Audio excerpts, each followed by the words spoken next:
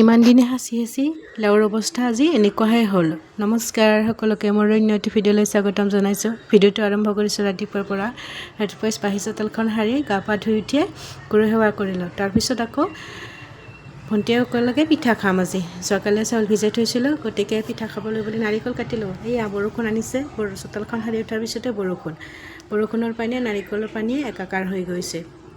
ইপিনে নাৰিকলটো কাটিলোঁ, বাহ কি বঢ়িয়া নাৰিকলৰ ওলাইছে।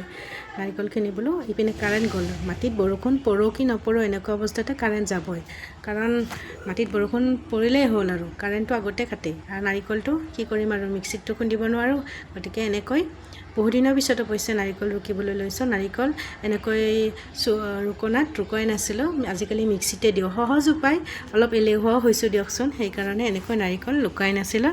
আজি নাৰিকলটো এনেকৈ ৰুকি ল'লোঁ। পিঠা খাবলৈ বৰ মন গৈ আছিলে, আৰু বৰষুণৰ বতৰত কিবা বেলেগ খোৱাতকৈ পিঠা চিঠা খাবলৈ ভাল লাগে, নহয়নে? আপোনালোকৰ বাৰু ভাল লাগেনে? কমেণ্ট কৰি জনাবচোন। আমাৰ কিন্তু ভাল লাগে। আৰু ইপিনে নাৰিকলখিনি ৰুকি উঠাৰ পিছতে ভণ্টিক ক'লোঁ বনাই দিয়া। মই ইপিনে বেলেগ কাম কৰিবলৈ গ'লোঁ, তাই একদম ৰেডি লাড়ু পিঠা। এইয়া লাড়ু পিঠা হৈ গ'ল, আৰু আমি এতিয়া খাবহে লাগে তেনেকুৱা ধৰণৰ। আৰু দুয়ো একদম পেট ভৰাকৈ এবাটি লৈ ল'লোঁ। গাখীৰত তেনেকৈ তিয়াই লাড়ু লৈ লৈছোঁ। ইমান যে সোৱাদ লাগিছে। ইপিনে ল'ৰা টিউশ্যনৰ পৰা অহাৰ পিছত স্কুল যাবলৈ হ'লেই, সি স্কুললৈ গ'ল বাৰু, বৰষুণ অকণমান এৰিলে। তাৰপিছতে আছে নহয় বাচনকেইখনে একেবাৰে মুখ মেলি ডিস্কো ডান্স মাৰি, গতিকে উপায় নাই। আৰু ময়ো কম, মই জানো এনেই এৰিম?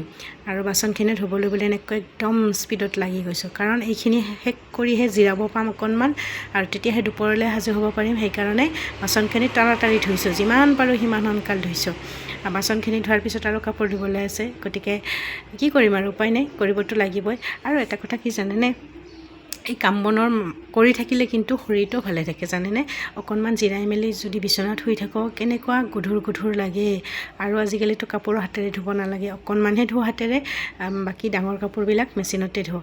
আৰু ইয়াৰ চোতালত কাপোৰকেইখন মেলি দিলোঁ, কাৰণ মেলি দিবলৈও কেতিয়াবা তাৰকেইডাল নধৰা হৈ যায়। আজি একদম ইমান কাপোৰ ধুলোঁ নহয়, তাৰ নধৰা হৈ গৈছে, গতিকে তাৰকেইডাল বোলো এনেকৈ দাঙি দিওঁ। জৰিডাল ওলমি আহে, বান্দৰে ওলমাই পেলাই।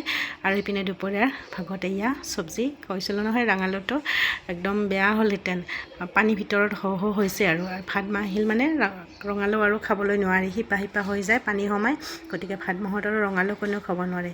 সেইকাৰণে আজি চব্জি বনালোঁ। আৰু চব্জিৰ কাৰণে যা যোগাৰ এনেকৈ নহৰু আদা কটা নাছিলোঁ, গতিকে কাটি ল'লোঁ। ইপিনে দালিটো তেলনি মাৰিলোঁ। আৰু মানুহজনৰ কাৰণে তিতাকেৰেলা অৱশ্যে অকণমান কৰিছোঁ, তেখেতে তিতাকেৰেলা খাব, গতিকে এয়া গৰমত ঘামি জামি একদম ৰন্ধা বঢ়াত লাগি গৈছোঁ। আৰু চাওকচোন, একদম ডিঙিটো একদম ভিজি গৈছে ঘামেৰে। উপায় নাই, কৰিবই লাগিব, নিজেও খাম যিহেতু। আৰু এনেকৈ দুপৰীয়া ৰন্ধা বঢ়াখিনিও শেষ কৰিলোঁ, প্ৰায় অকণমান আছিলে, সেইখিনিও হৈ যাব বাৰু। আৰু ইপিনে তিতাকেৰেলা, আৰু ছোৱালীজনীও বিলাহীৰে কণী ভাজি খাব। আৰু আজি ভিডিঅ'টো ইমানেই আছিলে, কেনে পালে জনাব, আৰু সকলোকে